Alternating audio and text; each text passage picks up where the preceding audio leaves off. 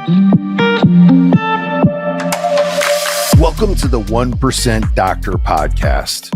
What separates the good from the great, the standard from the extraordinary? It's mindset, it's execution, and it's the relentless pursuit of growth. I'm Adam Lamb. I'm your host. Welcome to the show.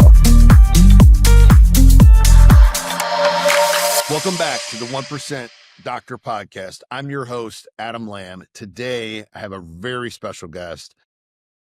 I'd say he's kind of a badass. He's one of my favorite doctors I've ever met. He's incredibly smart, retired Navy SEAL. I feel like he knows just about everything about anything. One of the greatest things that I learned from this guy was how to sleep better. He had a supplement that he'll tell the story about here in a little bit that I started taking that because he told me about it, and it absolutely changed my life, and my wife and friends and clients take it. And so we all struggle with sleep. You know, I don't know, you want to consider him the sleep doctor because he knows about everything else, but he has really crushed it in the sleep game, and he's just an awesome human. Happy to have him on the show. Dr. Kirk Parsley, thanks for being on the show. Good to see you. How are you? Thanks for having me. Thanks for the great intro. I think that's probably the peak of the show there. We might want to just close it out. There's a lot of expectations to meet up to there. I think you're going to do well with meeting those expectations. But yeah, I believe it. There's a lot of, I've been in that supplement world and like solving the sleep problem, man. And like, stuff like Ambien scares me. I've never taken it. I won't take it. I've seen crazy stuff. Like I remember working like back in my office, working in the office, corporate days, like talking to somebody who's standing up and falling asleep because they like took too much, like falling asleep in traffic. Like there's some stuff I saw that I was just like, dude, that drug scares me. Never taken it. And so I always search for different supplements. I've actually told people about your supplement, Sleep Remedy, and they're like, is it this? Is it that? I'm like, I don't know, dude. It's a concoction. I trust this guy because I know all the other stuff this guy knows, and it works.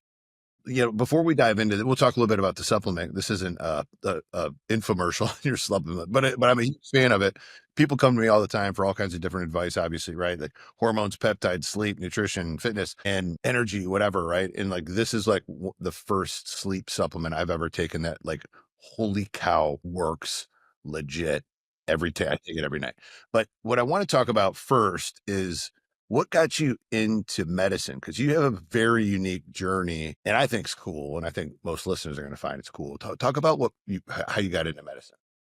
Yeah, so like really kind of like everything in my life, I'd love to say I had some master plan and thought things through, but I just kind of got my way through everything, So I joined the Navy. I didn't even graduate high school. I dropped out of high school. I got a GED. I joined the Navy. My mom signed off some of it for me so I could join at 17 years old. Only 6 months before that, probably maybe not even that long, probably 2 months before that, I had learned what a Navy SEAL was just by some video documentary I saw on television about how this was the toughest training in the world. And, I was going nowhere in school.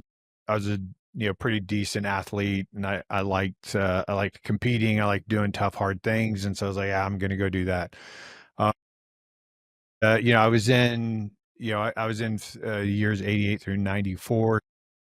We had the first Gulf War that kind of made everybody think, hey, America's really never going to war again because we're just too dominant. The first Gulf War was just like a bombing campaign. And then we went and collected all the surrender flags. And I was like, maybe I'll go do something else. I was dating a girl, who I was pretty sure, I had a long-term future with, and she was in grad school for physical therapy.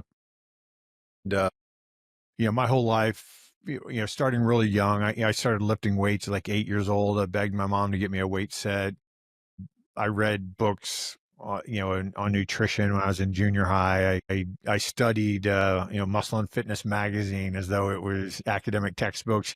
Read all that stuff, and I was just always interested in kind of health and fitness and performance. And When I was in high school, sorry, but I didn't know that about you, but it's the same thing. Like I barely graduated high school, barely. Yeah. I'll never forget the football coach is like, Adam, you know everything about the weight training stuff, nutrition. Like he literally had me like helping the coach, like what the football players should eat and how they should train in proper form. Like I just don't all supplements, and there weren't many out there when but they're like, why can't you pass language arts? Why Right. can't you pass pre-algebra? Yeah. It did occur 'Cause to I me don't like, care about it. I don't Yeah. care. Right. And so it was funny. I didn't know that about you, but I was the same way where I love this other stuff. And no, they're like, why can't you do this too? And I'm like, because it's boring. I don't want to read Shakespeare. But anyway, Right. sorry. Go ahead. Yeah. Continue. Yeah. Yeah, so when I was in the Navy, I had to go through, things were different back then. I basically had to go through about a year of Navy training before I could even go to SEAL training. And so it was really important that I did well. And so even on the academic stuff, I graduated in the top of my class and everything. And so although I thought I was dumb growing up, I started going, well, maybe I'm not dumb. Maybe, maybe I just didn't care about stuff before. You're And right. so, when I, decided to get out of the military and get married to my wife, I thought, well, maybe I could be like an athletic trainer or something, maybe a strength and conditioning coach or something. I didn't think, anything close to a doctor. That wasn't even on my radar.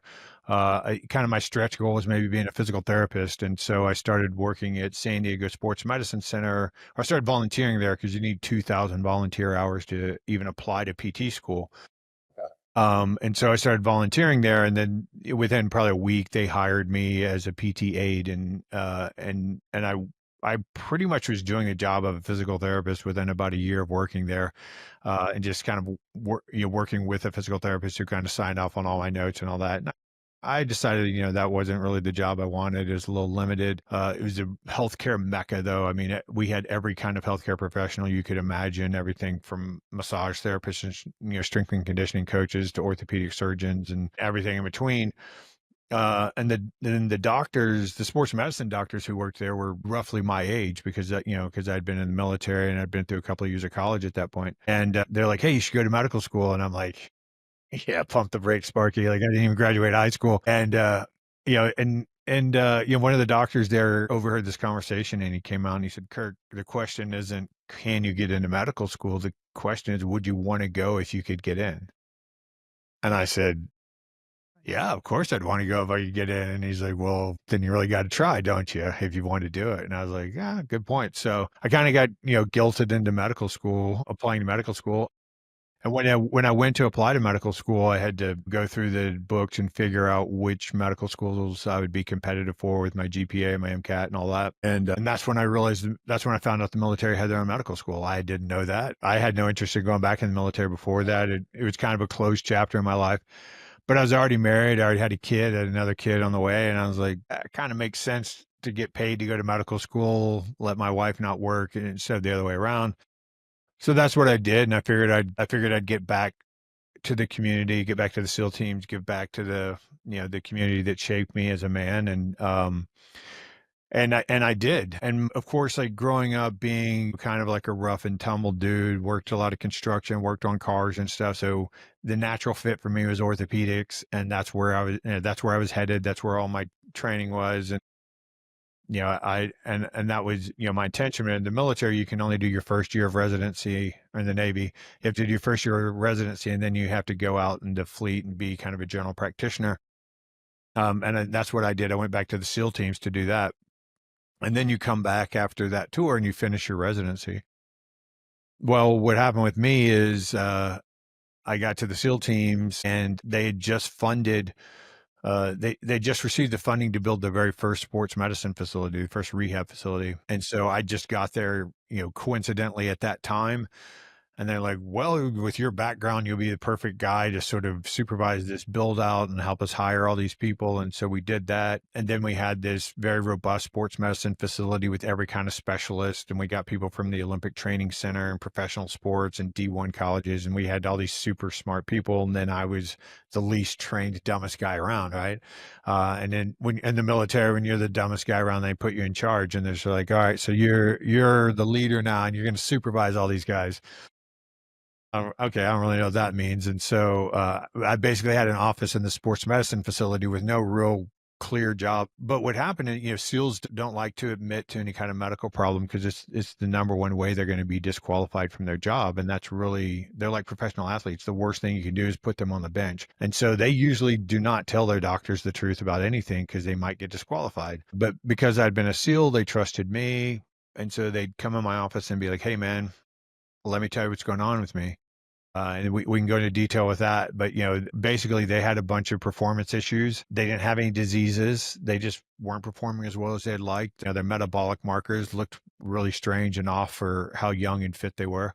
And I had to figure out what was going on with them without giving them medication, because if I give them medication, then they're dependent upon that medication. They're disqualified from their job.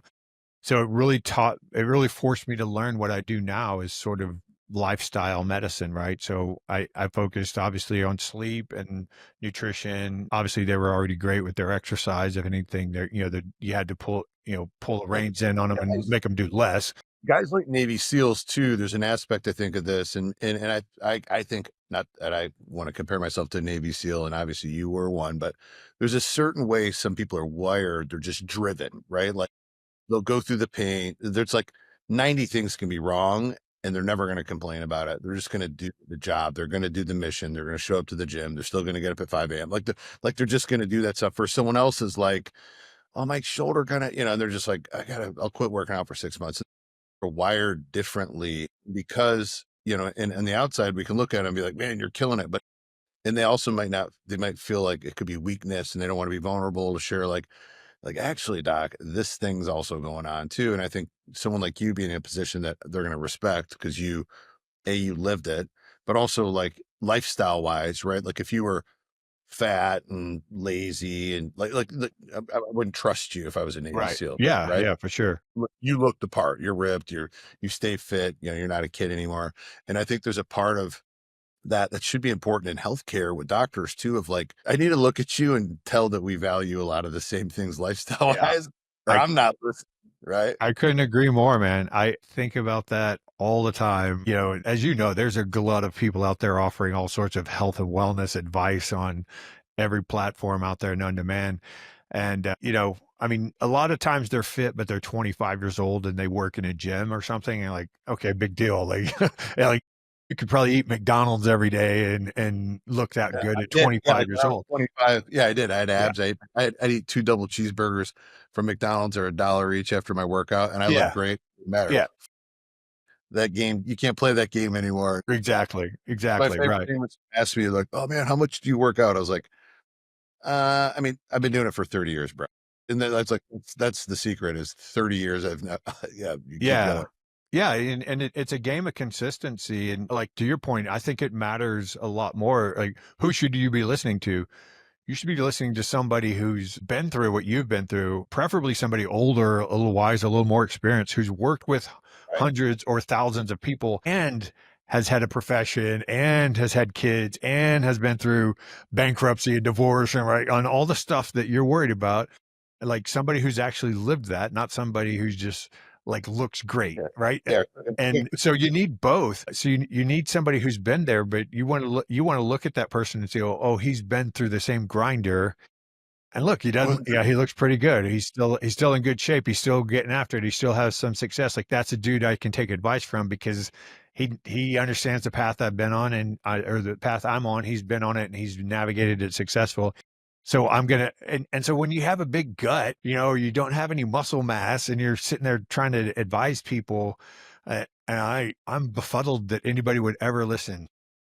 there's a something that I kind of say, and it rubs people the wrong way because I think they take it too personally. And this is across the board is like, I should want your life. All right. Now I'll preface that. A lot of people say it.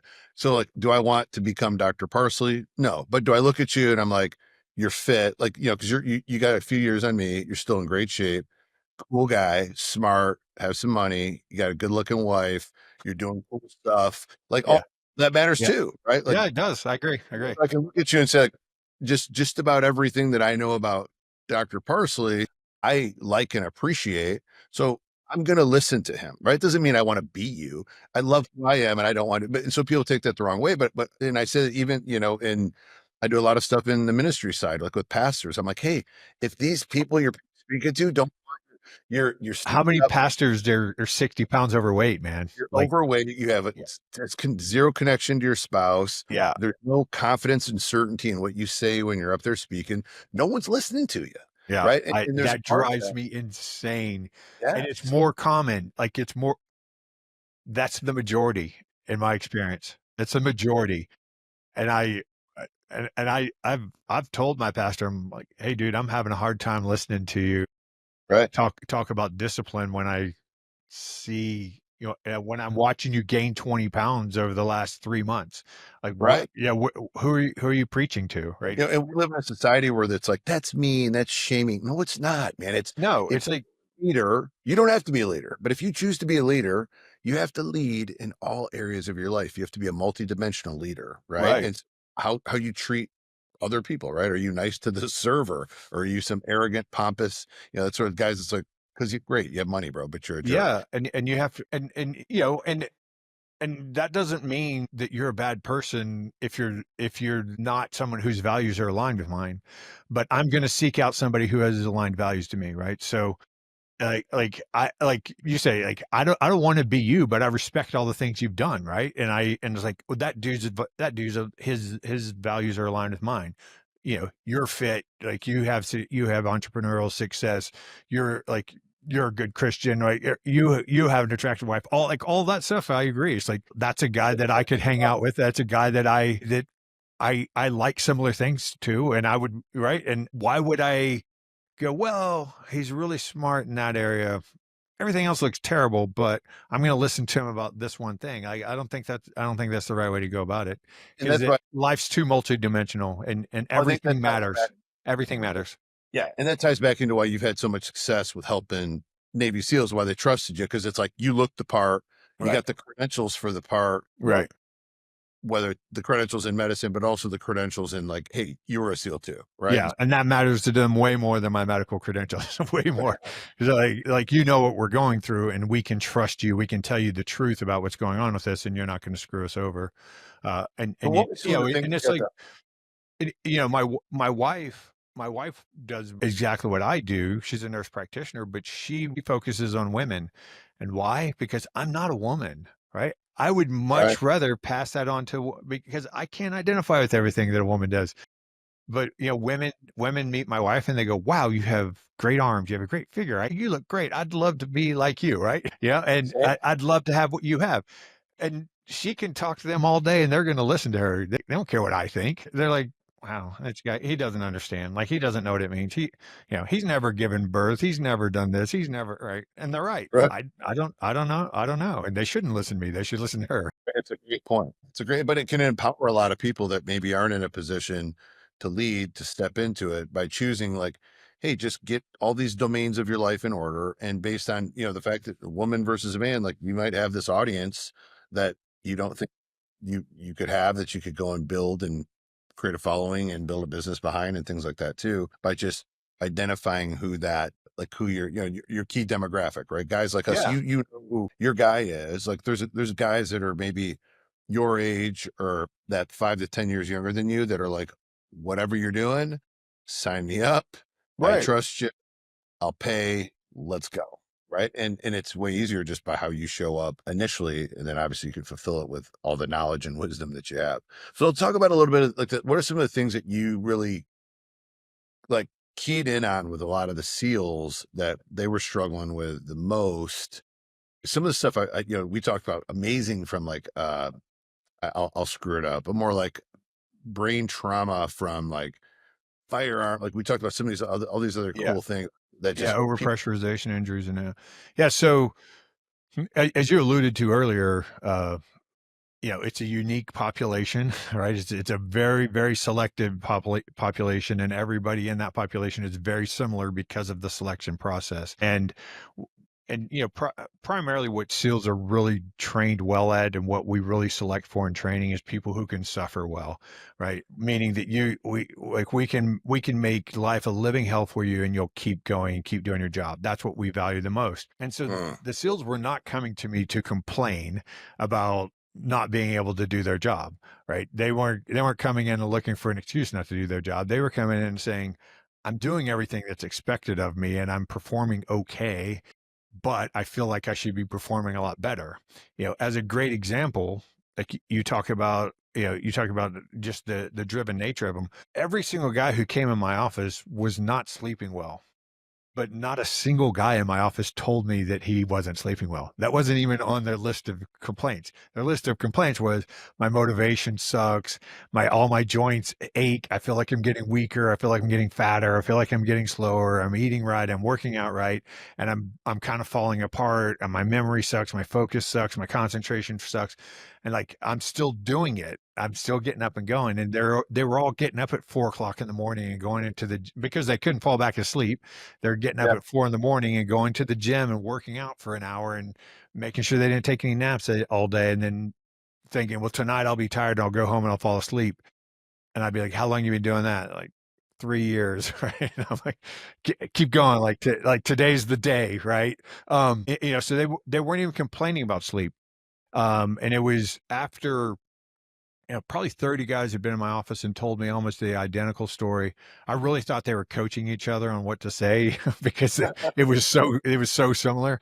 And that would be something in my community would do if they think there's help available somewhere, like they're going to do what they need to do to get it. And it was probably like the 30th dude in my office. He mentioned taking Ambien, and I just kind of remember this light bulb going off in my head, and I was going, "Wow!" Like it seems like now that I think about it, it seems like a lot of guys mentioned Ambien. So I went back after he left. I went back through their records, and every single guy who had been in my office was taking Ambien. And I Oh, thought, huh, well, that's a problem because when they came in and started complaining about all their issues, they didn't have any diseases. I was a Western trained physician. I knew how to recognize and treat diseases. They didn't have any diseases, right? All they had was complaints that they weren't performing as well as they'd like to perform, or as well as they thought they should be able to perform. And so my approach was, and I told him flat out straight to the face, "I have no idea. I have no idea how to help you, but we'll figure it out together, right? We're going to do it." And so I sent I him. want to pause. Trust more than anything the doctor or actually anybody that says, "Hey, you know what? I don't know, but I'm gonna find out." And I think it's an undervalued statement, especially from a doc. And I've because I've been in the medical space for so long and have a no, not to the knowledge of you or the training of you, but like where I've doc friends that are, I'll be in there like, "Hey, bro, I got to pull up Google. Like there's, I don't know. Let's check, bro. Let's look it up together, bro. Something Right. like that. That I can Yeah. appreciate the transparency. But I love the fact, and I don't think people value that as much as the fact you're like, I don't know, but I'm gonna find out. Like, I trust that person more than anything anyone could say to me than try to, BS it or, well, it might be this or it could be that, or let's go send you out to do it. You're like, hold on, let me try to figure it out. That's awesome. So I just want to stop Ironic- there. It's rare. Ironically, I was actually trained in medical school to never say I don't know.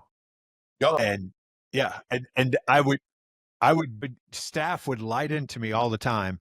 And of course, like whatever, like I'm sitting there looking at him going, "Dude, I could snap your neck with my thumb and my pinky right now, like, kiss my ass. I don't care what you think of me." But I get chewed out all the time for telling guys, for the staff asking me a question and being, "I don't know." Like, "You never say you don't know."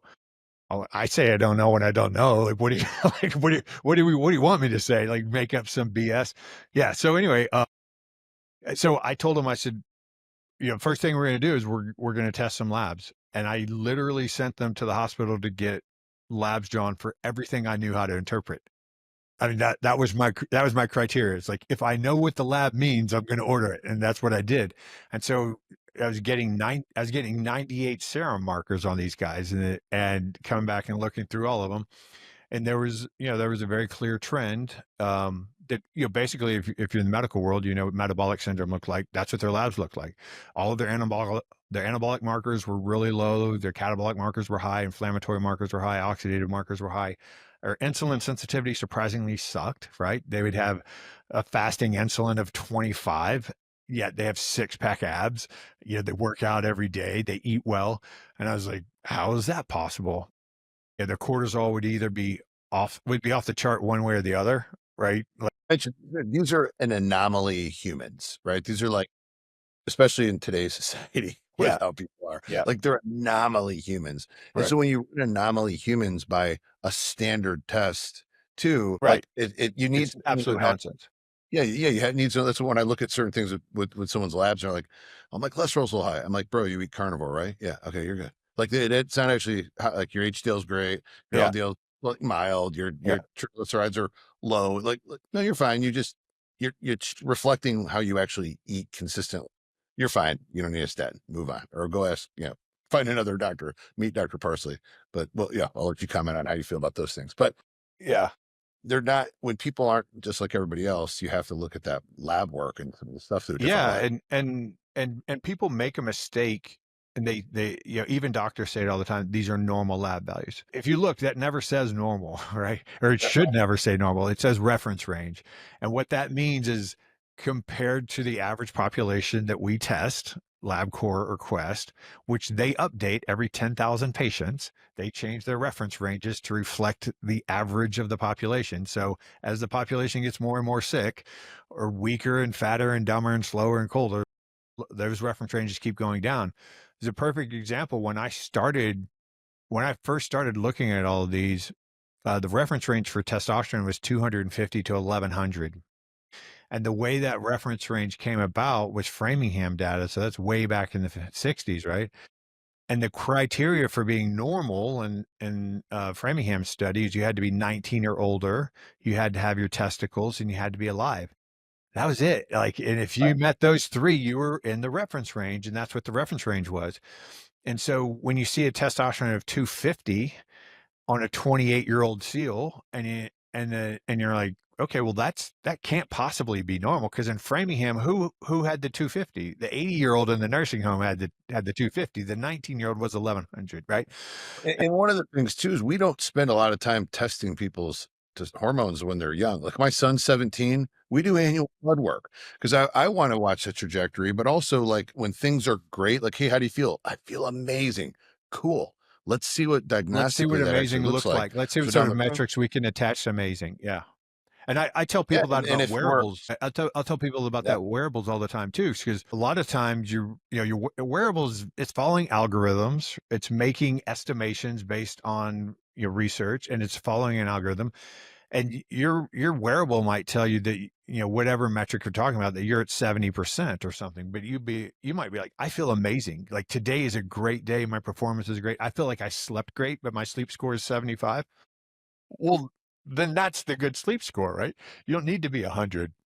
And in fact, 100 might not be as good of a night for you as a 75. you're But groggy warning. Yeah. right, because like you said, we don't spend a whole lot of time, and the wearable data is going to come along eventually, but the problem is just too compartmentalized with different corporations, and everybody's running different algorithms. Everybody wants to own their own data. But we are going to have a very robust data set on healthy, high performing people in the near future, but we've definitely never had that in the past, because the people who went to see the doctors were people who were struggling, and those are the people that we got the labs on the most often, other than just routine health metrics that we collect. And so to that point, when I'm working with the SEALs, and using testosterone as an obvious example, I literally had this story where I had a 32-year-old SEAL come in my office, and he had all of the metabolic syndrome type of complaints, everything I mentioned earlier, uh, which I called the SEAL syndrome, and it later got renamed the operator syndrome, and now it's actually in the medical literature as operator syndrome. He had a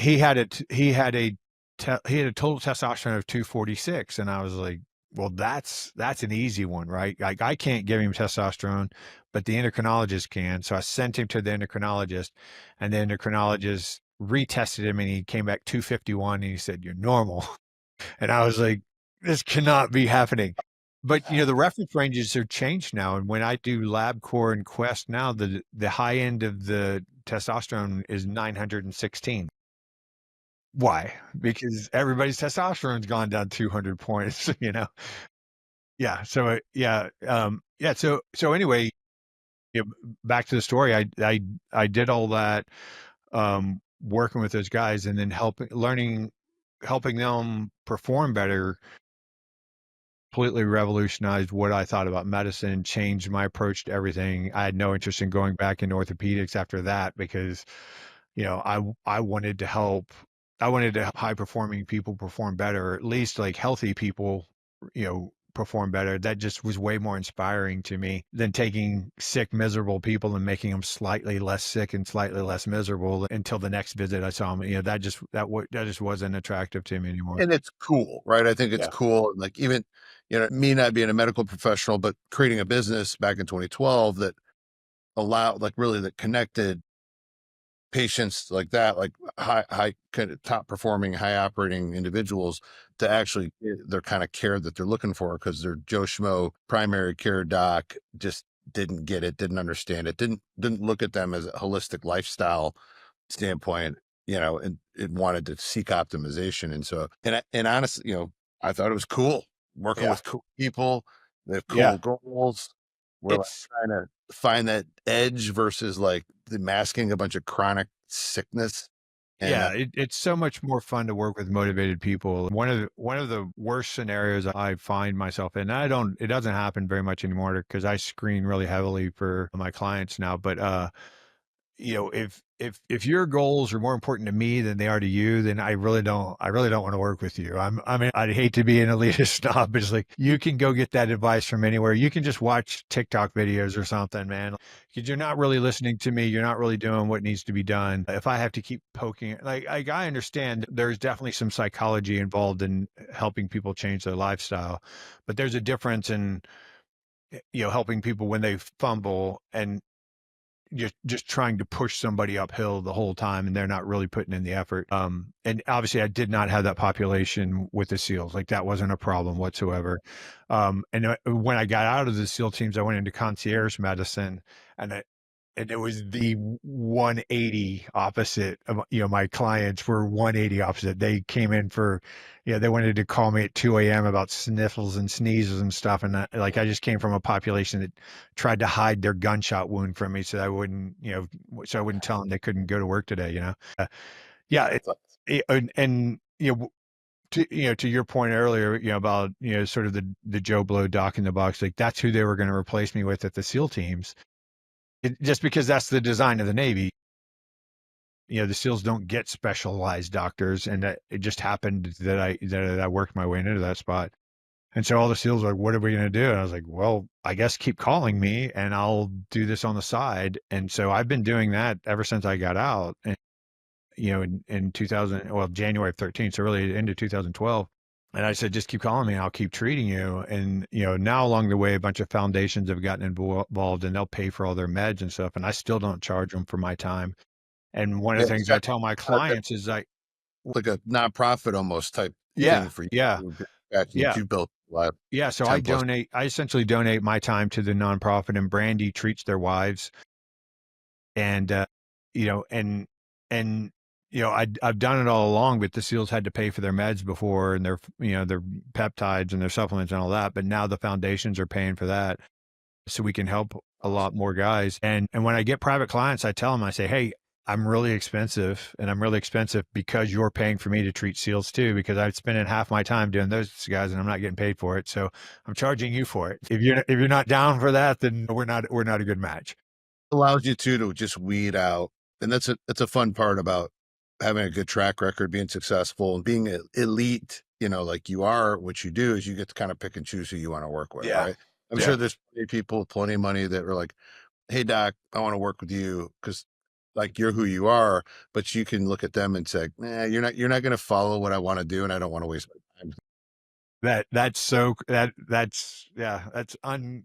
Unfortunately, that's a really common scenario where I have a deliberately obnoxious application process to work with me. The screen, like if you're not motivated enough to go through the application process, then we're not a good fit, obviously. But there's a lot of things in there, like you have to commit to this, you have to commit to that. Like you have to commit to spending 8 hours a night in bed. And if you aren't willing to do that, then that's the foundation of lifestyle medicine. If you aren't willing to do that, then we can't work together. I'm not saying you're wrong. I'm not saying you're a bad person. I'm just saying that I'm not the right doctor for you, and you should work for somebody else. And I know that for me, like sleep discipline, like I slept actually really great last night. I actually slept in a little bit today, but let's talk a little bit about sleep. I do want to talk about the firearm thing because that was so interesting that I learned. But like, let's talk about how did you have this sleep supplement, which again, I'm not plugging this. You don't hear me plug anything, but I literally take it every day. My wife does. When we met, I was like, I'll try it.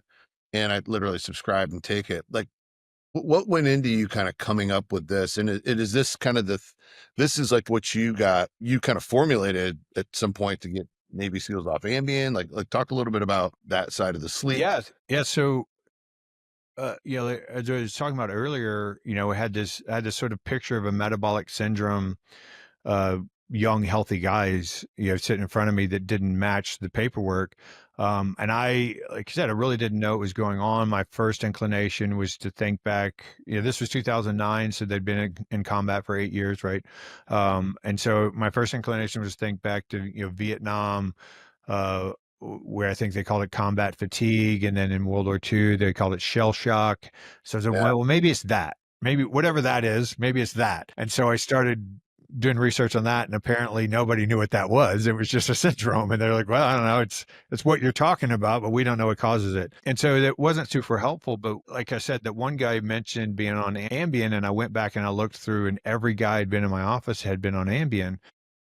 And I knew nothing about sleep. I'd taken pharmacology in medical school. I knew what Ambien was. I knew that it was a GABA analog. I didn't really know why GABA was important for sleep, but I knew what GABA did with nerves and stuff. And so I like had some idea, but I started digging into what Ambien does, what could be the possible side effects. And pretty quickly I thought, well, Ambien interferes with your natural sleep cycles.